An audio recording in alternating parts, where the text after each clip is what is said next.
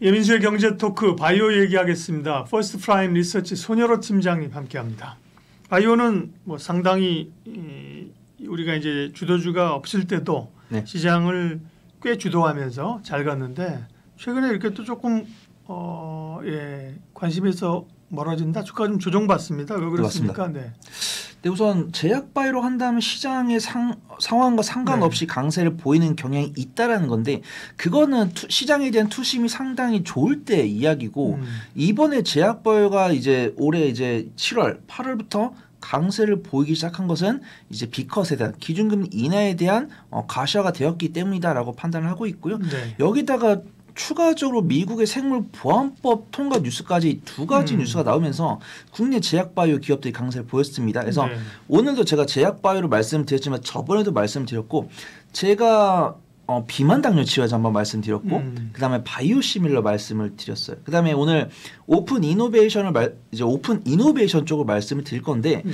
저도 사실은 이제 박사님처럼 약간 쉬었다가 사자 혹은 놀림목 공략을 하자라고 말씀을 드리고 했었는데 오늘 시장 제일 빨리 반등한 게 제약바이오였습니다. 그래서 지금 제가 PPT에 이렇게 외국인과 기관은 의약품이랑 제약바이오에서 단기적인 차익실현을 하고 있다라고 말씀을 드리려고 캡처를 떠온 건데 오늘 오전장에도 이 의약품이랑 제약바이오가 외국인과 기관의 매도였습니다. 근데 오늘 정규장 마감까지 이 외국인 같은 경우 순매도를 다 줄이면서 보합권까지 움직였고 오늘 뭐 삼성 바이오로직스도 양봉 마감했고 그다음 셀트리온도 양봉 마감했고 뭐 유한양행이나 오스코텍 이런 종목도 양봉을 네. 보여줬고 그다음에 오늘 오픈 이노베이션이니까 완성 제약바이오 기업이 아니고 뭐 전임상 단계나 임상 1상, 임상 2상까지만 기술 개발해가지고 뭐 얀센이라든가 네. 화이자 같은 전방 제약바이오 기업에다가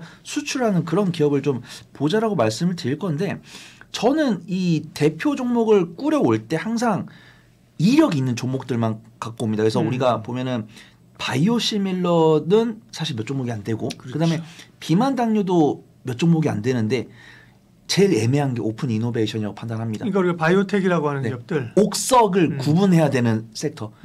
이 면역 숫자가 사실은 네. 안 나오는 거니까. 면역 항암제라든가 제약바이오로 검색을 해보면 엄청 많이 나오는데 제가 뭐 종목명을 이야기하지 않겠습니다. 그러면 그 종목은 뭐 성장성이 없는 것이냐라고 예. 볼 수 있지만 사실은 기술특례 상장 기업이 아니면서 적자가 4년 이상 되면은 이제 뭐 셀리드나 이런 종목들 같은 경우는 거래 정지가 될 수 있는데 그들은 기술력이 있는지 없는지는 제가 판단할 그건 아니다라고 보고 있고 증권계통에서도 뭐 지금은 아니었지만 불과 뭐 1년 반이나 2년 전까지는 리포트가 나왔던 종목이고 그들도 기술력은 있고 꾸준히 포기하지 않고 할 거다라고 하지만 재무제표에서 탈락을 해버린 순간 거래 정지가 됐기 때문에 그런 리스크를 피하기 위해서는 옥석을 구분해야 된다라고 판단을 하고 있고 저는 그래서 관련 종목들을 딱 정리해왔습니다.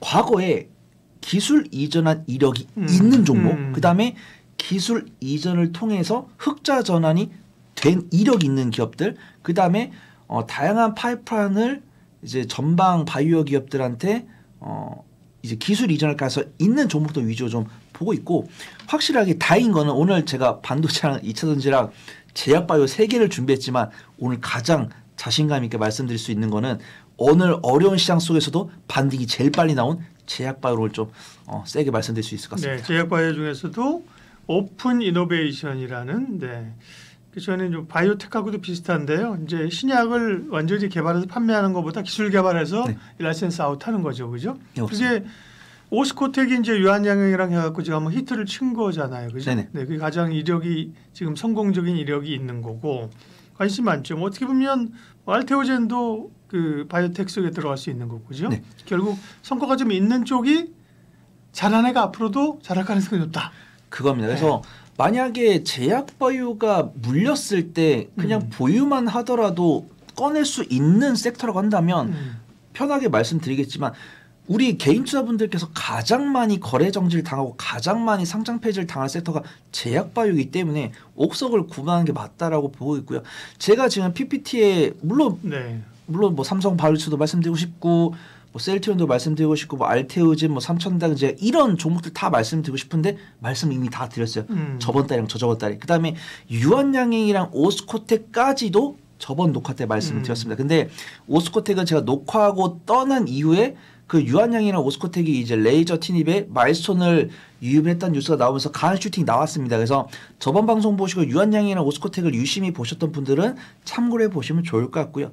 제가 오늘 이제 관련주로 준비한 종목을 리가켄바이오랑 한올바이오랑 ABL 바이오랑 지아이 이노베이션이랑 에이프릴 바이오인데 네.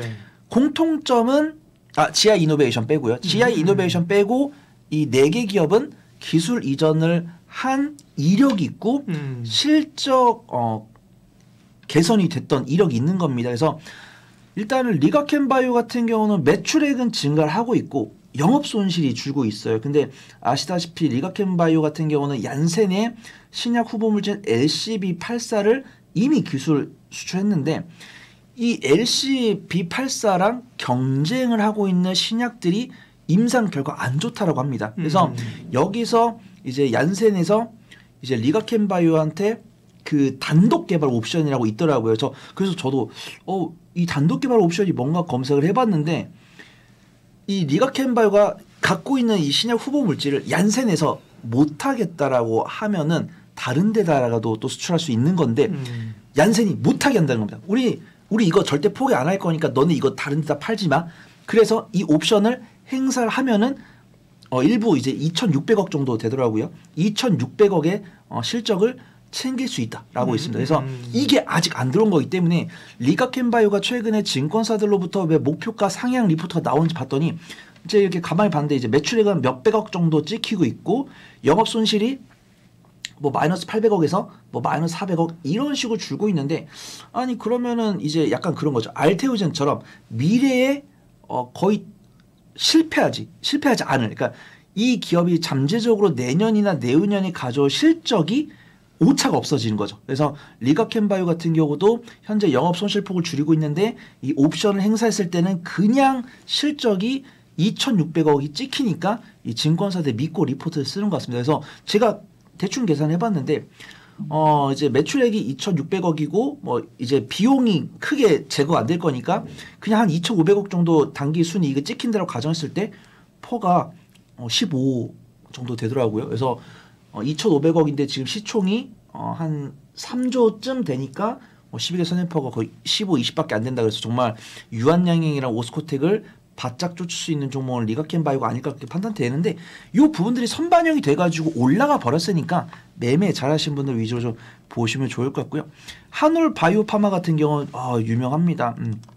뉴스 많이 나오고 있고 이제 대웅제약이 최대 주주고 그다음에 미국 파트너사 이뮤노반트의 지분을 갖고 있는 게 지분 가치가 500억에서 1,000억 정도 될 거다라는 뉴스 나오고 있고 이 이뮤노반트를 함께하고 있는 HL161ANS라는 약물의 이제 임상 3상 개발 계획을 발표했다는 뉴스가 나오면서 오늘도 가장 먼저 좀 반등이 나오는 모습이에요. 그 다음에 ABL 바이오 같은 경우도 다양한 파이프를 갖고 있다는 리포트 많이 읽어보셨을 것이고 JP모건 헬스케어 2022년 JP모건 헬스케어 컨퍼런스 당시에 기술 이전에 성공을 하면서 2022년 연간 실적 흑자로 전환된 이력이 있습니다. 근데 2023년에 다시 적자로 돌아섰더라고요. 그래서 저는 ABL 바이오보다는 한올 바이오 파마를 조금 적극적으로 말씀을 해드리는데 ABL 바이오가 꼭 이 JP모건 헬스케어 컨퍼런스 시즌만 되면은 변동성이 강하더라고요. 그래서 JP모건 헬스케어 컨퍼런스는 이제 매년 1월이나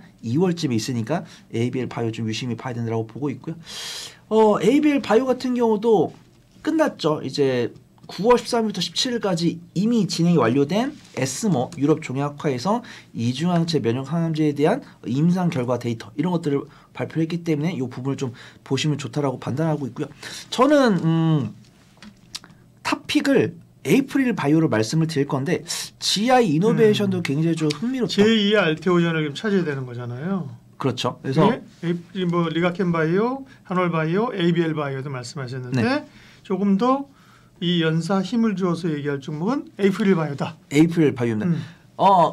제2의 알테오젠을 찾을 때 가장 빨리 될 거는 리가켄바이오다라고 보고 있는데 기대 순위를 많이 못 가져가서 많이 이미 올랐으니까. 근데 정말 저는 사실 제약바이오를 뭐 오래 들고 가는 타입은 아닌데 한 그래도 에이프릴바이오 같은 경우는 신규 상장한 종목에다가 분기 실적이 흑자로 전환됐기 때문에 1년 이상 가져갈 수 있다라고 봐요. 근데 뭐 1년 이상 보유하시는 분들이 안 계실 거다라고 보고 있고 GI 이노베이션 같은 경우는 임상 1상 단계이기 때문에 저는 GI 이노베이션을 뭐 비판할 건 아닌데 평이 너무 좋아서 경기가 되는 그런 상황입니다. 그래서 GI 이노베이션에 대해서 이제 리포트 읽어보면은 어떤 신약 물질을 개발해서 이제 기술 이전하는 기업이고 기술력이 좋다는 이야기가 너무 많아요. 근데 제가 뭐 GI 이노베이션을 뭐 방문한 것도 아니고 제가 그 약물을 맞아본 것도 아니니까 증권계통에서 너무 긍정적인 평이 있고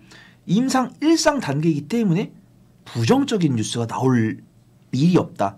근데 이제 어차피 GI 이노베이션 같은 경우는 임상 2상 3상 진행하지 않고 그대로 이제 기술 이전할 거기 때문에 GI 이노베이션 같은 경우는 그래도 매매를 잘하신 분들께 좀 권해드린 종목이고 에이프릴 바이오 같은 경우는 유한양행이 또 최대 주주입니다. 그래서 깜짝 놀랐습니다. 에이프릴 바이오는 최대 주주가 이제 유한양행이기 때문에 뭐 당연히 자금적인 문제도 없는데 상장 2년 만에 흑자 전환이 유력한 상황이다라고 보고 있고 이미 기술 이전한 뉴스도 있더라고요. 2023년에 상장을 했는데 2021년에 이미 비상장 단계일 때 이미 덴마크 제약사 룬드백에 4억 4,800만 달러 규모의 기술 이전을 한 게 이제 마일스톤이 들어오면서 이미 흑자 전환이 됐고 추가적으로 기술 이전을 앞둔 파이프라인이 2개 이상 있다고 합니다. 유한양이 대주주는 아니네요. 대주주는 이대주주. 개인 대주주가 있으시고 거기다가 이제 그 오스코텍하고도 유한양행이 이제 협업했잖아요. 그런 식으로 유한양행이 말씀하신 이런 오픈 베이스를 많이 하니까 그런 개념으로 한 10% 정도 이제주 투자를 한 모양이에요. 네, 그래서 이 에이프릴 바이오 같은 경우 유한양행과의 관계사도 있고 이미 기술 이전도 했고 앞으로 올해 하반기나 내년 상반기에 기술 이전할 만한 파이프라인 같은 경우가 있기 때문에 그렇습니다. 만약에 저는 한 2주나 한 달만 보유할 겁니다. 이러신 분들은 저는 리가켄바이오, 그 다음에 저는 한 달에서 석 달 정도 보유할 겁니다. 라고 하신 분들은 한올바이오파마라, ABL바이오, 저는 한 6개월 정도 보유할 겁니다. 라고 하신 분들은 GI 이노베이션, 저는 한 1년 정도 보유할 겁니다. 라고 하신 분들은 에이프릴 바이오를 제일 탑픽으로 권해드린다. 그러면 1년 보유할 거 안 보지. 사람들이 뭐 1년이 지금 가장 빠른 거 관심 있지 않을까요? 그렇습니다. 그래서 제가 그런 거죠. 저는 탑픽을 늘 이제 거의 1년 반 넘게 우리 구독자분들께 인사를 드리면서도 이미 오른 종목은 그 종목이 아무리 좋다고 하더라도 권해드리기가 어렵더라고요. 그래서 차라리 눌림목 공략을 해라라고 말씀드리지만 이건 좀 약간 뜬구름 잡는 거다라고 보고 있고 만약에 우리 구독자분들께서 원하시면 이제 기술적 분석까지도 해가지고 눌림목이 얼마쯤이 될까라고 보는데 저는 좀 불명확한 거 좀 별로다라고 판단해요. 우리가 이 알테오젠도 정말 긍정적으로 말씀하신 분들 계시는데 여쭤보거든요. 그러면 알테오젠이 실적이 언제 반영되나요? 라고 여쭤봤을 때 대답을 못 하시더라고요. 그러니까 마일스톤이 들어올 건 아는데 언제 들어올지가 불명확하고 그런 것들이 지연이 되면은 알테오젠이 물론 너무 추이가 좋지만 안 좋을 때는 그 무거운 종목이 마이너스 7%, 마이너스 8% 밀린 적이 있기 때문에 알테오젠을 내가 만약에 저는요 안 흔들리고 6개월, 1년 가져갈 겁니다. 라고 말씀하신 분들께는 알테오젠 말씀을 드리는데 그런 분들도 꼭 알테오젠이 마이너스 7%, 마이너스 8% 밀리면은 스트레스를 받으시더라고요. 그래서 저는 가급적이면 제일 안전해 보이고 제일 안전하기 위해서는 뭐 주요 주주 지분 관계도 보고 실적도 보고 차트도 보고 이 기업의 실적을 갖다 줄 파이프라인이 있는지 이런 것들을 봤을 때는 제 탑픽은 에이프릴 바이오다. 그렇게 말씀을 드리도록 하겠습니다. 네, 제약바이오에서는 오픈 이노베이션 오늘 포인트가 이제 저는 그걸 이제 아까 말씀하신 것처럼 기술 개발하는 그런 업체들로 바이오텍이라고 이제 부르는데요. 차이가 있나요? 어쨌든 비슷한 개념으로 리가켄바이오, 한올바이오, ABL바이오, 에이프릴바이오 그 중에서 4월을 제일 좋아하시니까 4월 바이오 기억해 주시기 바랍니다. 4월 바이오로, 에이프릴 바이오로. 네, 근데 이건 어느 정도 보라고요? 기간을? 사실은 에이프릴 바이오 같은 수급 보니까 기관이랑 외국인이 꾸준하게 매수를 하고 있더라고요. 그래서 저는 좀 빠르게 수익 원하시는 분들은 내가 만약에 에이프릴 바이오를 매수를 해서 한 최소한 2주는 보유를 해주시면 좋겠어요. 이 정도 보유를 해가지고 슈팅이 나오면 그대로 매도하시면 되시고 슈팅이 안 나오면은 차라리 에이프릴바이오 정리하고 다른 섹터 매수하셔도 됩니다. 근데 제가 이 에이프릴바이오의 뭐 주가 위치라든가 수급 동향이라든가 뉴스를 봤을 때는 그래도 슈팅이 한 달 이내에 좀 나오지 않을까 그렇게 판단되고 있고 계속 이제 유한양이랑 뭐 알테오젠처럼 계속 저점에서 매수하고 고점에서 매도하고 다시 저점에서 매수하고 이렇게 좀 사골처럼 우려먹을 수 있는 투자 전략 좀 유치해 볼 수 있지 않을까 판단해 보도록 하겠습니다. 네, 손여로 팀장의 사골 투자 전략, 네, 우려먹는 투자 전략, 사골 전략이었습니다. 제약바이오 이야기 퍼스트 프라임 리서치 손여로 팀장님 함께했습니다. 고맙습니다. 감사합니다.